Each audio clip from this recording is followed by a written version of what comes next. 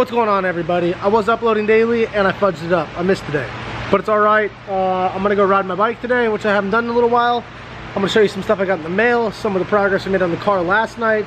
There would have been a video yesterday, but I hated it, so I didn't put it out.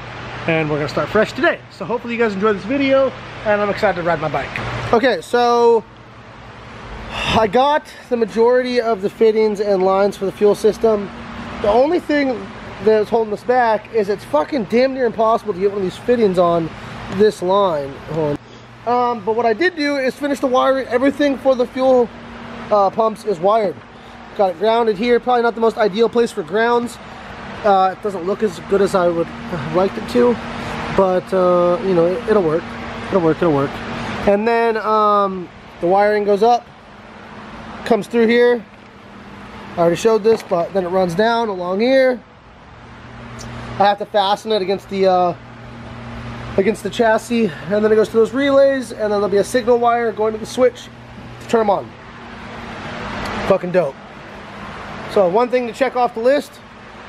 And then I got a sample of my new Stranger frame, which when I designed this frame, I don't know if you guys know how this works, but when you design a frame or any products for a BMX company, you do it about 6 to 8 months in advance. It has to be made, you have to have a sample, it has to be shipped from Taiwan over to America. It's a long ordeal. Now, when I designed this frame, it was about 6 months ago. And 6 months ago, I didn't have an LS, I had a JZ. And I had a shirt called the Quan JZ shirt. Some of you might have it. So, some of the dimensions changed on the frame. And instead of it having a 10-inch standover, it's got a 9.5-inch standover. And the rear end is a lot shorter. I think it's a 12.9 or maybe 13 slammed, or 12.9 slammed, 13 centered.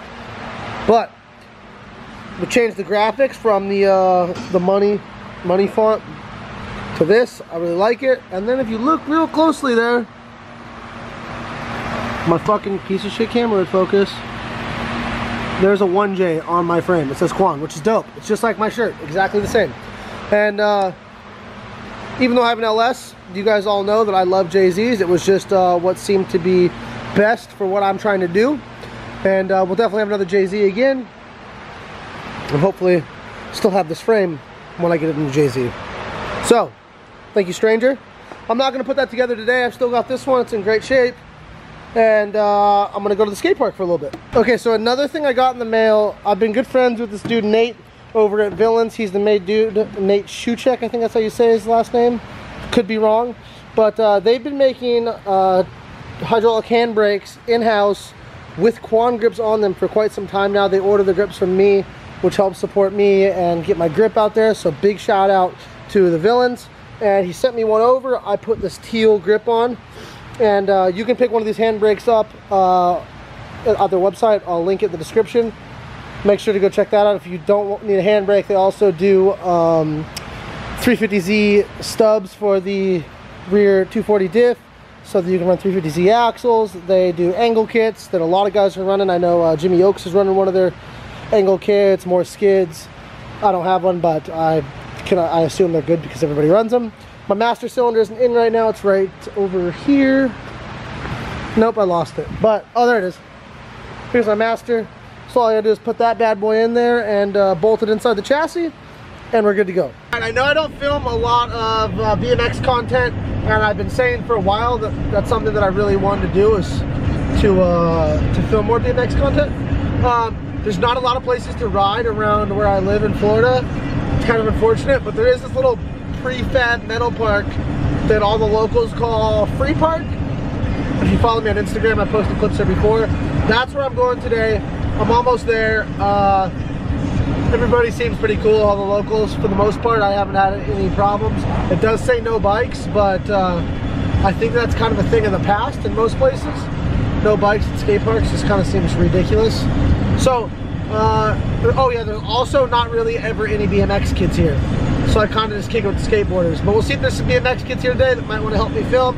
I can get a clip, or a clip or two, and then we'll head back to the shop and see what else we get into this evening. This is the Free Park. My camera lens is dirty, but it's pretty fun. There's this fucking curb rail right here that I love. BMX kid here, dope. He actually hit me up on Instagram, and I'll try to get some clips. Mommy! Alright, good.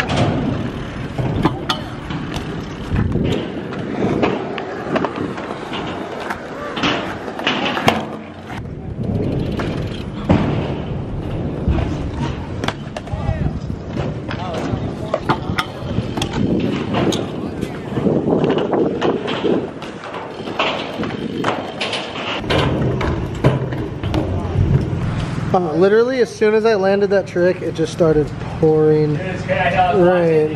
I have seen you pull the bar, and then all of a sudden It's downpour. So I was like, what? And it's Florida, so it's probably going to be dry in like 10 minutes as soon as it stops raining. But this might do it for the skate park session. Might head back to the shop now.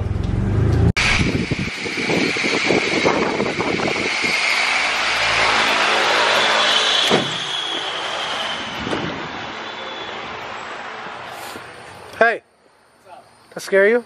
A little bit. Dude, on a scale of 1 to 100. No, on a scale of 1 to 69. 69. Okay. Yeah. Should we go look at the cage? Should we go look at the Can we cage? go look at the cage? I know you're busy, but can we? Yeah, let's go look at the cage. Alright, cool. Let's go look at the cage. I meant to show the viewers today the progress, but I didn't because I wanted to wait till you got here. Thank you for that. Yeah, honestly. of course. Alright.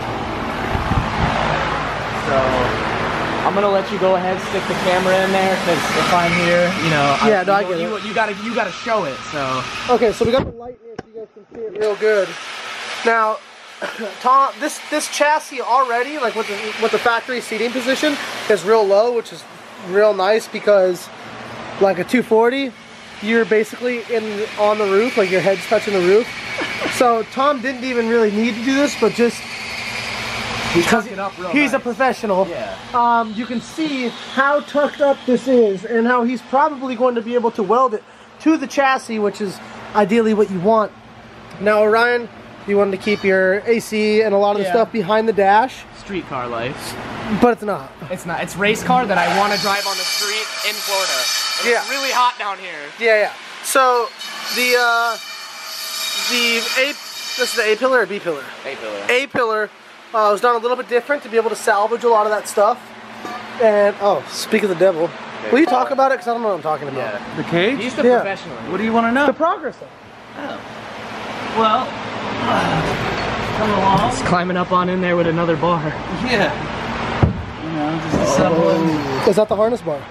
That looks good. Just leave it like that. Yeah, that's how he wanted it. Nailed it.